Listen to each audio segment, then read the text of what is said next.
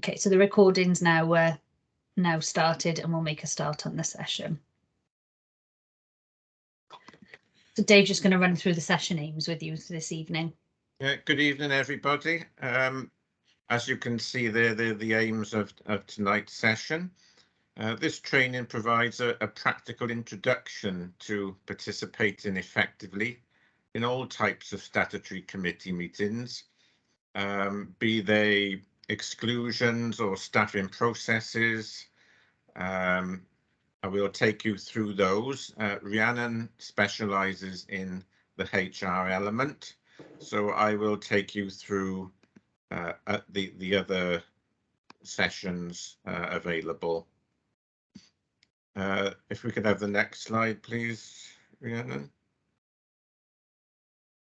Well, governing bodies are required to appoint members to each of these committees listed there, and they cannot choose to leave appointing members until a matter arises.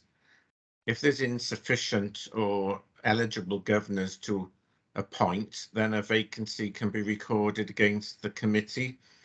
The committees are normally appointed at the annual general meeting, as you will probably be aware. It's important that governors who serve on these committees receive appropriate training prior to any hearing.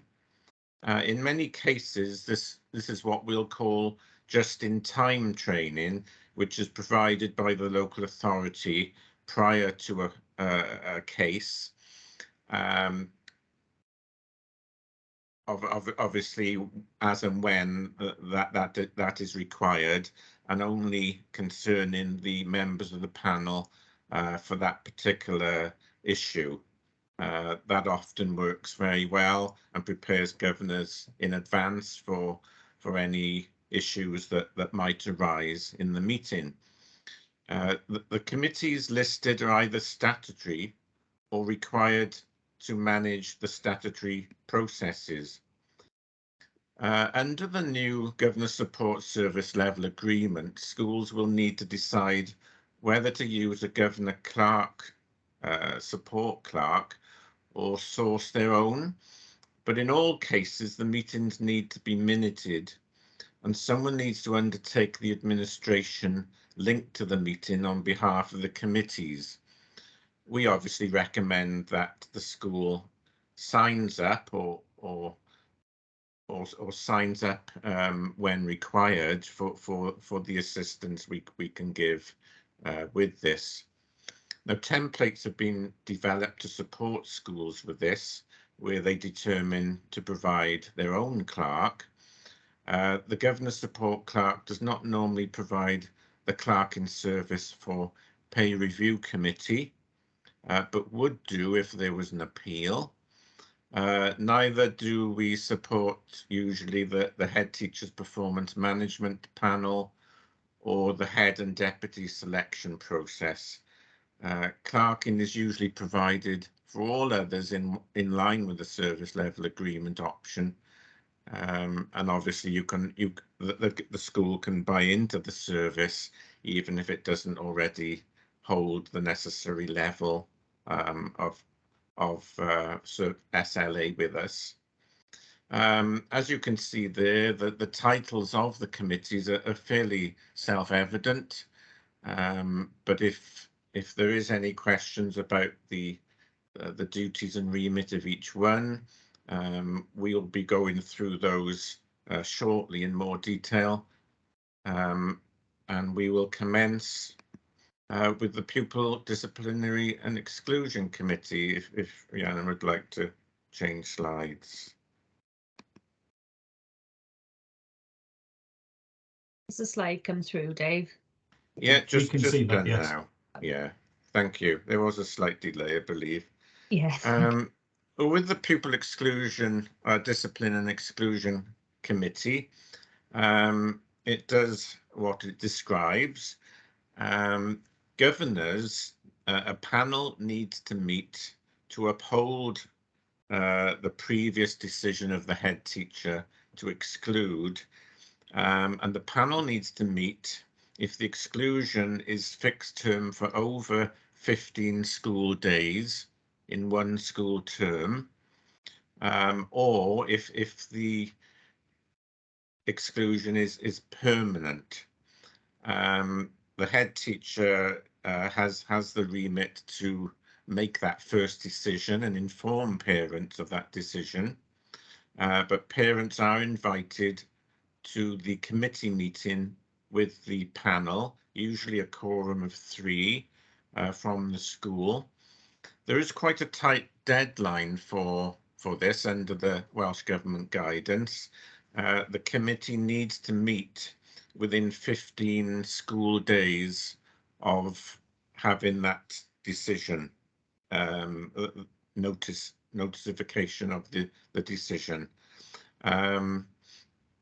It would be then our supportive role to get the panel together on the date agreed, along with the parents, the representative from the local authority, if it's a permanent exclusion, the relevant authority, and the school, usually the head teacher, but in some of the larger secondary schools, it might be other members of staff as well to put the rationale behind the exclusion.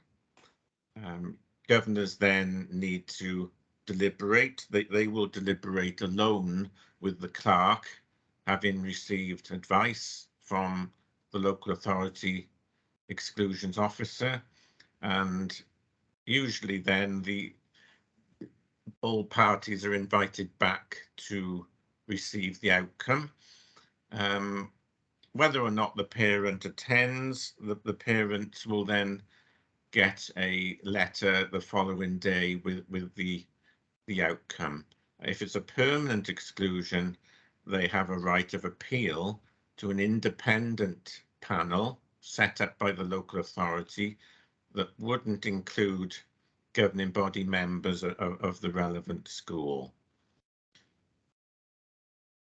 Do we have any questions at this point? If you pass on to the complaints committee now, Rhiannon, please. In much the same way the complaints panel meet, at the 3rd stage of the complaints procedure, there is a dedicated course on handling complaints.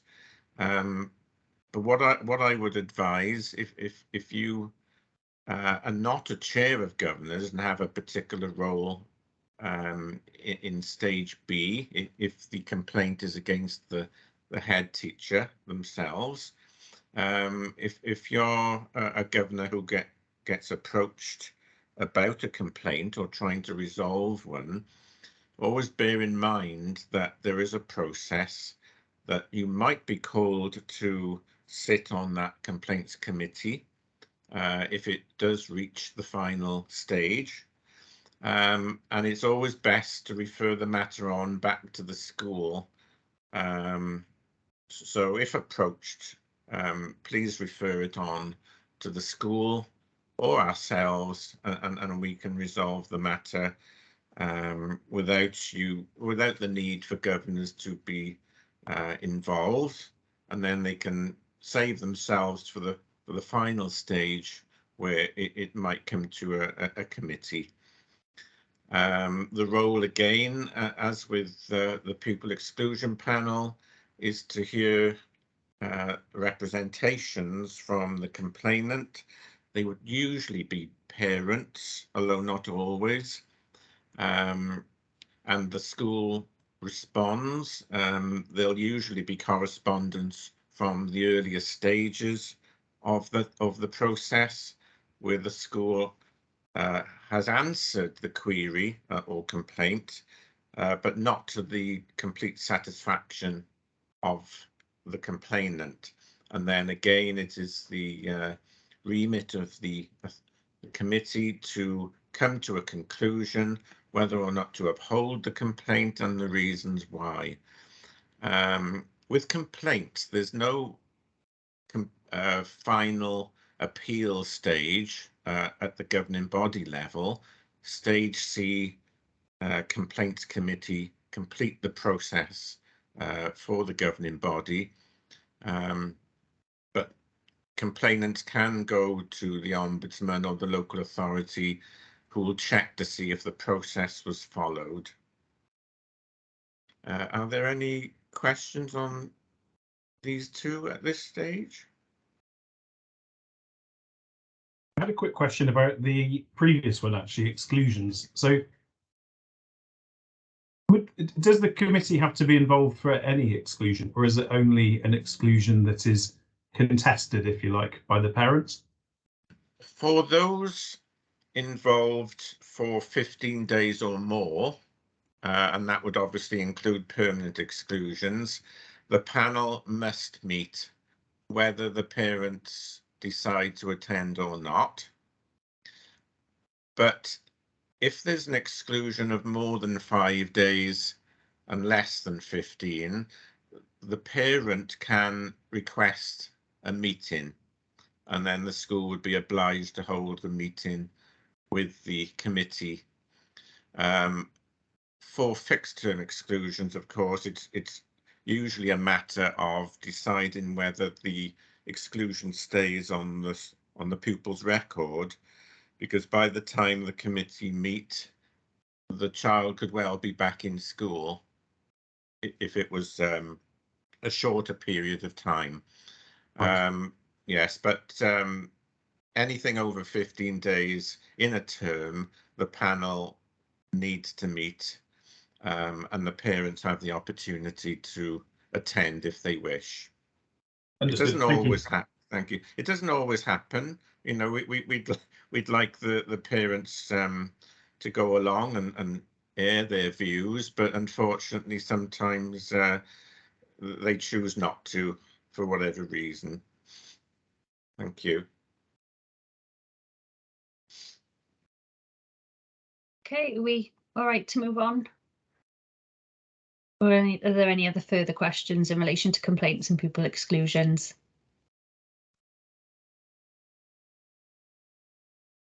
No. Okay.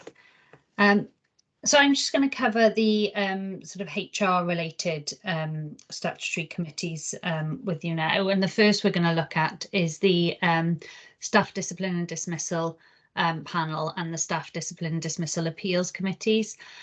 So as with all of the statutory committees, the sort of terms of reference for these would be outlined in the sort of statutory committee document that's circulated usually with the AGM minutes, just so that when you go to appoint to committees, you'll obviously understand what the terms of reference are when you're being appointed.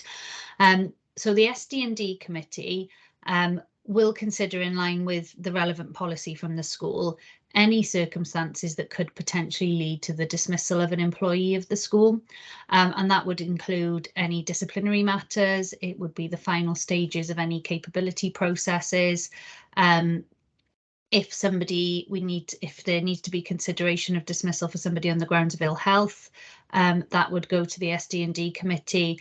And they also then as well consider representations against any selection for compulsory redundancy, any request for voluntary redundancy, and also if a fixed term contract is due to come to an end where the employment has been over 12 months with that school, that then there'd also be a requirement. So it's anything really that would be considered in law a dismissal, would be something that would go for consideration to the staff disciplinary and dismissal committee.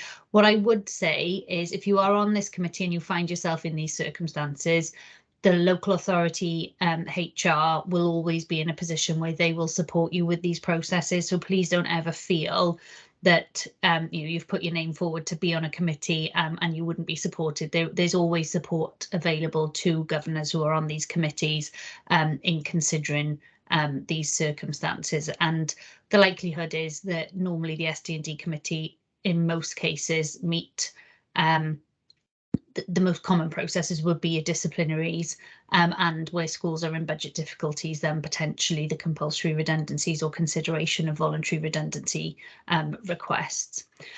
And then you've got the appeals committee then, and as the name suggests, they would consider appeals as a result of any decision made by the staff discipline and dismissal committee. But also the only other thing that they would consider is if there's any disciplinary sanctions that have been issued by the head teacher under the lesser misconduct processes, then the appeal would also go to the SD&D appeals committee.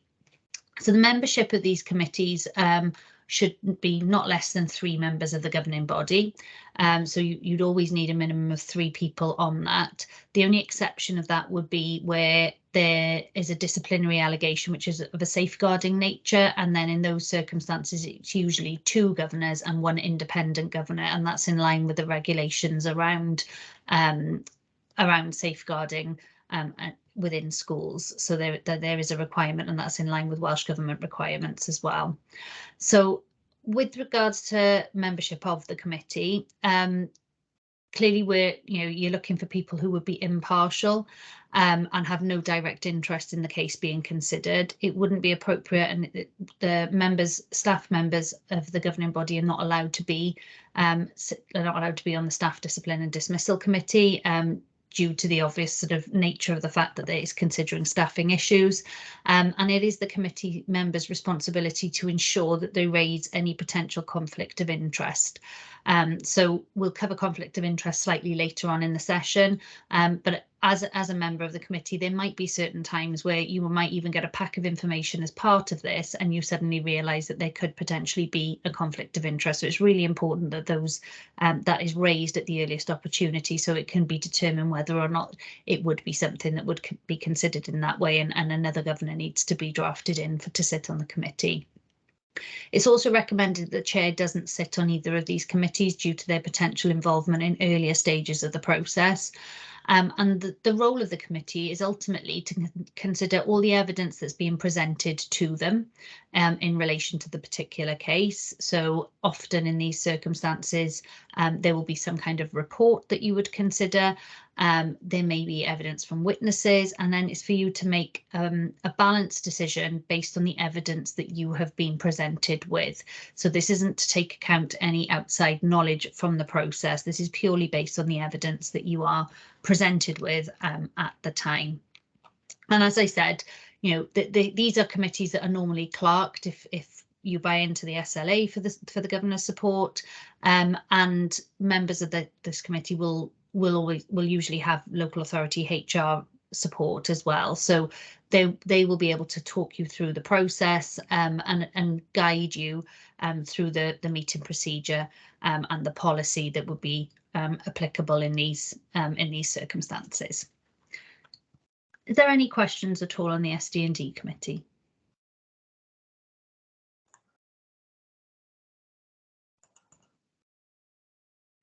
No. Okay. Hi, yeah, I just wanted to double check with you. All of these sort of processes, are they applicable also to management committees as well as governing bodies? Because I realise there is a difference there. There is a slight difference, but I think, Dave, correct me if I'm wrong, but I believe the management committees we would recommend, I think they run in a similar way. Oh, you're on mute. Sorry, Dave. Sorry. Yeah, we do provide support to the management committees as well. Yes, and we would recommend that if there was a process there, that the same format would apply. Okay, thank you. Okay, so the next process I'm going to move on to is just going through the capability and the grievance committees. So these are 2 processes where there's a requirement for governors to set up committees to consider capability cases and also staff grievance cases. So the capability committee would consider any capabilities, so whether these are performance concerned cases, up to and including a final written warning stage for those at a head teacher, deputy head teacher and assistant head teacher level, anyone under those levels, then the head teacher would normally be the first point for any kind of hearing in those circumstances. We have got a regional capability procedure, so the process is the same across all local authorities within the region. And again, you know, as with the staff disciplinary and dismissal committees, you would have support for in any capability and grievance cases from your local authority HR again. So there is that element of support and advice throughout that process. There's also a capability appeals committee, and they will consider appeals by any school employee then against a decision to issue a sanction under the capability procedure. So they wouldn't be, the capability committee or appeals committee wouldn't be considering any dismissal stages, because if you get to the point under a capability process, that there is, the next stage would be consideration of dismissal. That would then have to be referred to the staff discipline and dismissal committee, due to the fact that under the staffing regulations, only that committee can make that decision to dismiss. With the grievance committee, the grievance committee meets to hear any grievances raised by employees in line with the school's policy. So the grievance policy might vary slightly from one local authority to another, because they are set by the local authorities and then recommended to schools. In most circumstances, where it's a member of staff who is lower down than senior leadership, it's likely to be heard at head teacher level in the first instance and referred to the grievance committee at later stages of the process. But that will depend on the circumstances, and again, that would be based in line with advice from human resources. The grievance appeals committee then, they will deal with appeals in relation to any decisions made by the grievance committee then. And again, as with the staff discipline dismissal committees, the number on the committee is good practice to have at least 3 members. That's the usual number, and it's also recommended to elect reserve members as well, which I think is standard practice anyway with across the region, where we put a recommendation on how reserve members should be selected. The head teacher cannot be a member of either the capability or the grievance committee, and neither can staff governors.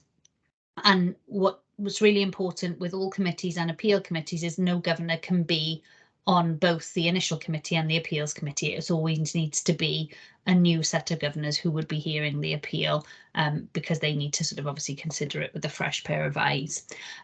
Both these processes must be clerked, and as I said, you'll get support from the local authority HR. In terms of the clerking, that would be in line with whatever your service level agreement is then with the Governor Support Service. And again, as with staff discipline and dismissal, confidentiality and impartiality is absolutely crucial in these processes. Any questions on these 2 committees? Which I can't see any raised hands, I'll just have to come out. No. Okay. And the final 3 sets of committees or processes are the pay review committee and the appeals, head teacher performance management, and also the head teacher and deputy head teacher appointments panel. So your pay review committee will be the committee that will meet on an annual basis, as would the head teacher performance management. All the others will meet as and when required, whereas there is a requirement on an annual basis for pay review and head teacher performance management to meet on every year. Under the service level agreement, none of these meetings that you see on the slide would be clerked, with the exception of the pay review appeals, as staff would be making representations in those. So that tends to be included under the service level agreement. So the role of the pay review committee is to review on an annual basis the pay of each member of teaching staff and make pay related decisions for staff, such as pay progression for teachers and leadership. In practice, with the school teachers pay and conditions document, it is more of a tick box exercise, with the exception of where a main pay scale teacher is applied to progress to upper pay spine, because under the school teachers pay and conditions document, it is assumed that somebody will progress unless there are performance matters that would mean that it wouldn't be appropriate. And in those circumstances, it's usually due to a capability procedure being underway. The only other circumstance that you would have to make a recommendation or agree a recommendation is where there's a recommendation under the process by the head teacher for somebody to receive an additional point due to their excellent performance in previous school year. So in general, you'll probably get a recommendation from the head teacher saying, you know, all of these individuals, there's no reason why they shouldn't progress to the next point of the pay scale, and it would be a sign off. You'd only be talking about individuals in one of those two circumstances. They'll also, the pay review committee also hears representations from staff for pay related decisions when they're made under the pay policy. And then the representation right is where is available for a member of staff before the appeal. So if a decision is made, you wouldn't normally have the member of staff with you. So they would then have the right to meet with you for you to sort of just consider your decision then further with additional information from them. In practice, this would normally only happen where somebody's been refused pay progression. It's very unusual, I would say, for anybody to make any kind of representation about the fact that they are to receive an additional point, for example. The Pay Review Appeals Committee then will consider any appeals from staff on pay-related decisions, and they will then carry out a review of the decision in accordance with the school's pay policy. So the head teacher can attend both these meetings in an advisory capacity. The only exception to that would be where you're discussing the head teacher's pay progression, and they would need to then obviously leave the meeting in order for you to have those discussions. And as with the capability, we have got a regional pay policy in place, and the pay progression is governed by school teachers' pay and conditions documents and local government terms and conditions. So there are quite set rules in terms of what can and cannot happen anyway with pay progression. Moving on to head teacher performance management, you know, their role is, as is indicated by the title, they undertake the performance management process for the head teacher. So that would involve setting performance management objectives and reviewing the performance of the head teacher over that year. The actual committee here would be made up from at least 2 members of the governing body and up to 2 local authority advisors, and in practice that would be your school improvement partner who would act as that local authority advisor. In faith schools then, the diocese may also appoint an appraiser as well. There is a requirement that so it is a legal requirement that you do undertake this performance management on an annual basis in line with the school teachers appraisals regulations, and the process would involve meeting with the head teacher, and normally you have one meeting where you would be looking at the performance of the previous year and then setting objectives as well for the following year. So it's about reviewing and assessing the performance against the previous targets, and then also then setting those performance objectives. There is a separate professional learning session specifically around head teacher performance management. So if you are on those committees, I would recommend that you access that professional learning as well. And again, no member of staff could sit on the head teacher performance management committee. So that would, you know, it is, they can't have any input into in that performance management process. And then the final one on this slide relates to head teacher and deputy head teacher appointment panel. And again, as the name suggests, they manage the appointment processes to a head teacher or deputy head teacher vacancy within the school. So the staffing regulations dictate that the committee has to be made up of between 3 and 7 members of the governing body. It is recommended that you would try wherever possible to keep to an odd number just for that voting purposes. And the processes are usually supported by the education department of the local authority, and again the school improvement partner or principal school improvement partner for the local authority as well. So that all of these processes, you know, the head teacher and deputy head teacher appointment panel would be supported by others, so you wouldn't be expected to go through that process without that support. So the duties of these panels would include matters such as agreeing the job description and person specification and the advert for the post. You'd be involved in undertaking the shortlisting for those posts, agreeing the format of the interview process, any tasks that are going to be undertaken and any questions to be used, interviewing the shortlisted candidates, and then determining who the preferred candidate is to recommend to the full governing body for appointment. All of that, you often will find that your school improvement partner or your principal school improvement partner and the local authority representative will come along with examples and suggestions for you. So it's a question of being guided through that process as well. Obviously, the decision is yourselves, is your decision as governors, but you will be guided and advised through that process. And again, there is a separate professional learning session on recruitment of head teachers. So if you do find yourself or you are on that panel, again, I would recommend that you attend that session as well separately. Any questions on those 3 panels at all?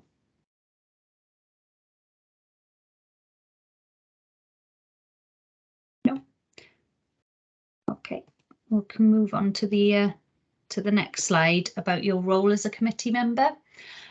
So in terms of your role on all committees now, the slide there just outlines sort of what would be expected of you. So it'll always be expected that you would be aware of the relevant policy and the procedure. So normally any relevant policy would form part of the pack that you receive.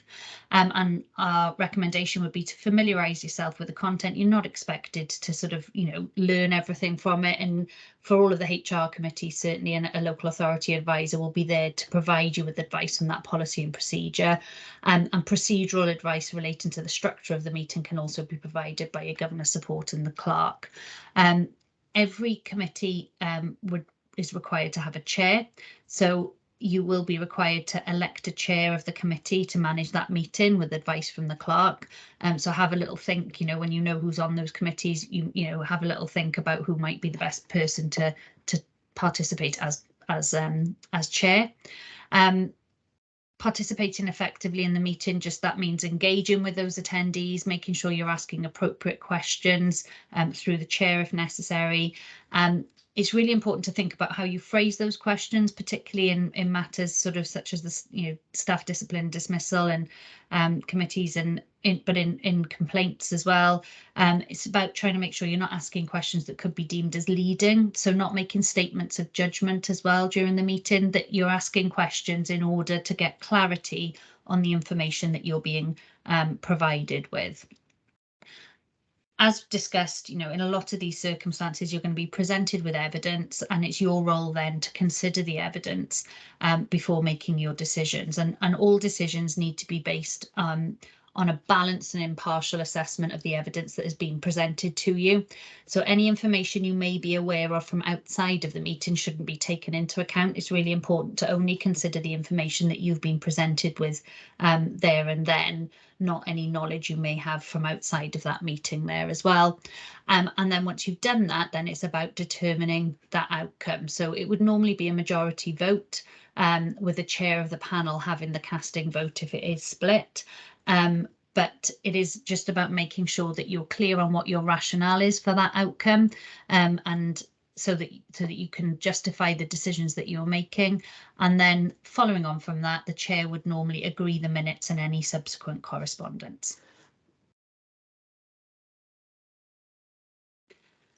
So just to quickly touch on impartiality, I know we've mentioned it a few times now this evening, but it's really important that committee members are impartial and unbiased, and it's really important to address those issues objectively and independently. So membership of any statutory committee and appeals committee should generally be reviewed at the start of each case. So you do set those committees at AGM, but inevitably throughout the year, if something does come up, it could be that somebody has a conflict of interest and it's not appropriate for them to sit on that committee. So it is really important to look at who is on there and is it appropriate for them to continue with this particular case. And any governor then who has a conflict of interest or is deemed to be sort of tainted or otherwise compromised must be replaced. So you've listened to us talk for long enough. What would be really useful is just for you to take a couple of minutes now and either in the chat or please, unmute yourself and talk to us. Have a consideration, apologies, about what sort of circumstances do you think would require you to withdraw from a process? Any ideas? What would potentially make you not able to be impartial? if you actually know somebody who's, know the candidate, for example, and an appointments, or Absolutely, yeah. or a neighbour's child that's been excluded, something like that. Yeah, so if you've got a children who- personal connection with the with the person who is subject to that process. So if they're like you said, if they're an applicant for a job, or you know them personally, where it's a pupil exclusion, for example, or a staffing matter, then yeah, it wouldn't be appropriate. If you know them just from the fact that you're in your governor role and you know that you've been there for a long time and you know them as a member of staff of the school, that's slightly different. But certainly, yeah, a personal connection is certainly a circumstance where you would need to declare that as a potential conflict of interest. And family, you can see somebody else suggesting family member there as well, and that would be another example, certainly, where it wouldn't be appropriate, because obviously where there's family members, it's very difficult to separate that sort of emotional connection there. What about if you have been involved with, I don't know, say if it was an interview, if you've been involved with that person in helping them prepare for the post or whatever, you'd have to declare an interest and make sure that you were not on any panel to affect any, decision. Yeah, absolutely. So if you've had any involvement previously, I would say that if you are on an appointments panel, it is important to try and sort of step away from those circumstances. But yeah, if you have had any involvement and you have helped with the preparation for somebody, then you certainly would need to step away from that process. Any other?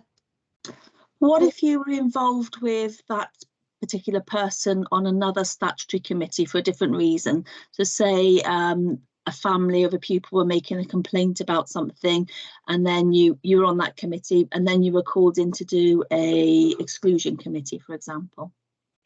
It would very much depend on the case, I would say. I think, if you're in doubt, my advice would always be to raise it and ask the question. And then what would normally happen in those circumstances is there would be a consideration of what the detail was around that case as to whether or not that would be a conflict. If they're very separate matters, sometimes it would be okay for you to continue.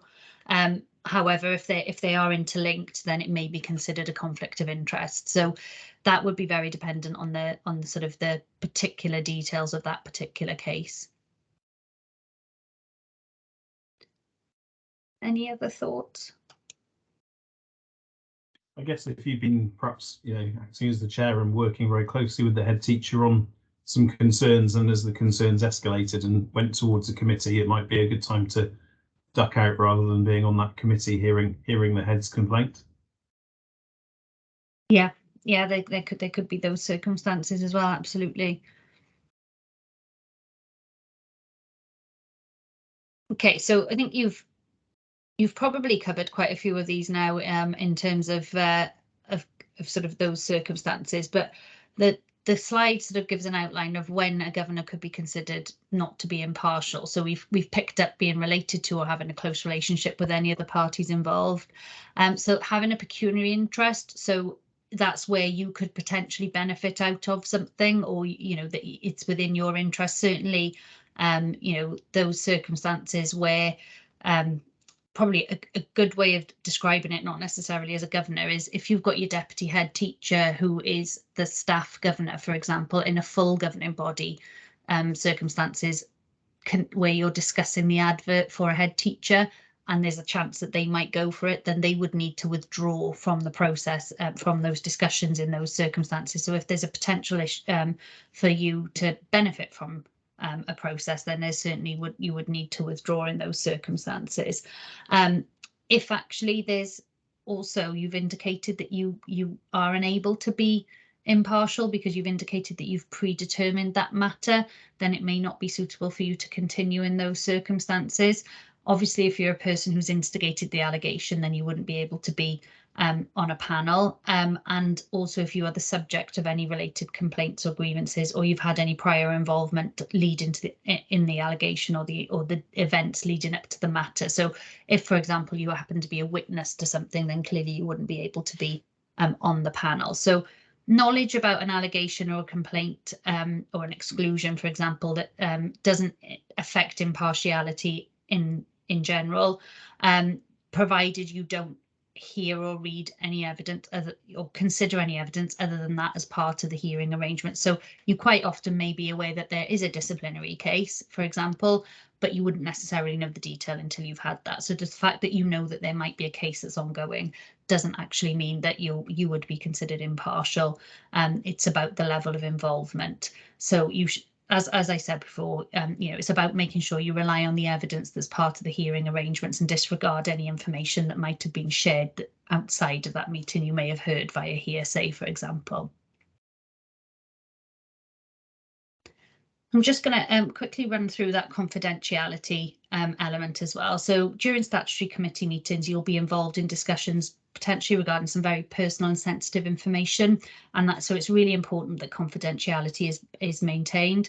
Some of that information will fall into the special category data under the General Data Protection Regulations, which is that sensitive personal data. So it may be, if you're considering an ill health issue, you'll receive information regarding an employee's health, their trade union membership again, that would be classed as sensitive personal data. So these regulations have been enforced since May 2018, and I'm sure you've probably all heard of them by now, and they replaced that Data Protection Act, and the purpose of them is to strengthen people's rights to privacy and protect their personal data by regulating how organisations use that personal data of individuals. So any breaches of GDPR has to be reported, and that would include matters such as if a copy of a pack, for example, relating to a statutory committee is accessed by somebody who is not, who should not have access to that. So if you are receiving packs, which you will do as part of those committees, it's really important that you keep those packs in a secure and confidential place. So the details of any case you're considering, names of individuals involved, health information, names of candidates in a recruitment process, any detail included with references are all considered to be confidential information. And you might find that in some cases as well, the pack you receive has got some redactions in there in areas, and that's where it's necessary to remove maybe names or personal information relating to individuals to avoid a confidentiality breach. And it's been determined that actually that information hasn't got any relevance to the case and the decisions to be made. So, for example, in cases involving pupils, such as maybe a safeguarding allegation or a pupil exclusion case where the names are not actually the pupil who is, the subject of the exclusion, then often the names will be removed and replaced with an indexing of, say, pupil A, pupil B, pupil C, for example. Would also redact addresses of individuals, dates of birth, that kind of information which actually is not relevant to you being able to make a decision. So when confidential matters are placed on an agenda, governors will be asked to usually obviously consider these as confidential and note them as confidential in the minutes. And those confidential discussions will be kept separate and not made available for inspection by anyone outside of the meeting. So it's really important to mark those confidential minutes as confidential. Any discussions then, how you around confidential minutes should then not be shared or published outside of the meeting, other than where it's required in any subsequent related processes. So clearly, if you go into an appeal, then in those circumstances, the appeal committee would be entitled to view that. It's likely you're going to be receiving copies of packs via emails. So make sure that that email is secure and only accessible to you. And after the process, then what we would request is that you please make sure you delete the email and the attachments received. If you receive any hard copies and you attend a face-to-face meeting, then please make sure that your pack is handed in to the appropriate officer at the end of the meeting. So the only breach of confidentiality that can be justified as as a governor is that where it's a child protection or safeguarding issue. And obviously as a governor then, it is really important that you do share that information where you've got those concerned. But other than that, it's just about making sure that any information you do receive, you keep it confidential and you only allow access to the appropriate people. Okay, I'm just going to pass over to Dave. And what I am going to do is I'll put myself on silent because I do need to let my children into the house very quickly. So apologies, and childminder dropping them off to me. Thank you, Rhiannon. This stage would be just a recap now on preparation for the meeting. We've talked in detail of the remit and what you would expect on the day. Of course, you'll have the case information pack, which will probably have documentation from both sets of parties. They usually have. Familiarize yourself with the procedures, especially in the staff disciplinary and dismissal pack. You will have the relevant documents there. You will either receive for disciplinary issues, there will most likely to be a full and detailed pre-meeting training session. It won't involve the issues of the case, but HR officers talk you through the process, appropriate questioning, etc. And then in other committee cases, you will more than likely have a brief pre-meeting where the relevant officers will talk you through the process along with the clerk. This will be particularly important for the chair, who will lead that meeting, and how the process will flow. Of course, we will give you regular reminders through emails on the professional learning courses. Rhiannon has mentioned a few this evening that would be available through the year to discuss in detail more specific topics. And I've mentioned earlier that there is a dedicated session on handling complaints to look out for. Meeting location is an interesting one now. We've had a bit of a mixture between online. Of course, most have been online in recent months and years. But as we progress perhaps back to physical meetings, most are held at school, but with the staff disciplinary and appeals committees, they are almost always held in the central offices of the local authority, somewhere a neutral venue where all will be perhaps comfortable rather than going back into school for a sensitive issue. Please familiarize yourself with the venue and how long it takes. There are, at peak times that there can be traffic congestion, as we all know about. So find out where the location is and do a little bit of homework on getting there. If we pass on to the next one, thanks, Tree. And this slide really is to provide reassurance for you, because I'm sure as governors, that the selling point of joining the governing body and assisting the school wasn't the opportunity to join these committees. It was the far more enjoyable and pleasurable parts of the job, as you could call it. So what we'd like to sort of reassure anyone who's part of a committee is the support of ourselves in the AS, through the clerk in service, obviously subject to the service level agreement that you have. With any HR related issues, there will be support from the local authorities officer. Likewise with exclusions, for permanent exclusions, the local authority exclusions officer will be there along with our clerk. And sometimes, for example, with complaints, the County Borough of Caerphilly have a designated complaints officer who can attend on request to complaints meetings, and this is often invaluable.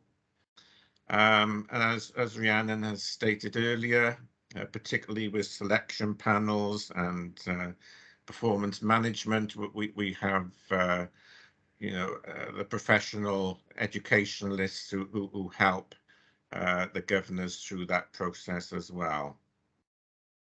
And any questions in particular on that area? Yes, Amanda. Yeah, I've got a question on the previous slides about the preparation for meetings. When you say you're going to get a case information pack, does that go to the governors on the panel, or does it go to the school for them to send it on to? Because I've done 2 ill health meetings, and the first one they got my email address wrong, so I just sort of got dropped into it at the last minute, which was just a mistake. But I've never had any paperwork. All I've done is sit there and heard verbal stuff, and it's actually quite difficult when all you're getting is verbal things. So how does the case information pack get to the people on the panels?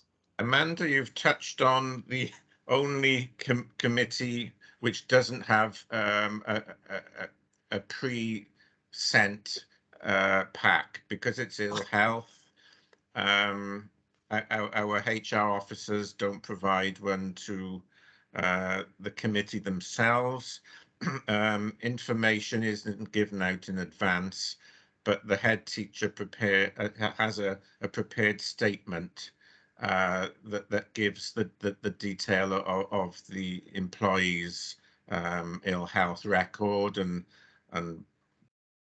any associated health problems, but it's deemed inappropriate to circulate that. We do use the dismissal committee.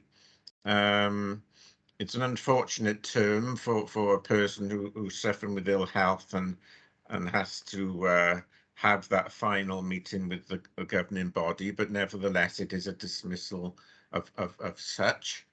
But in those cases that the pack isn't sent in advance. As we mentioned earlier, for other types of cases, we endeavour to send a pack through email.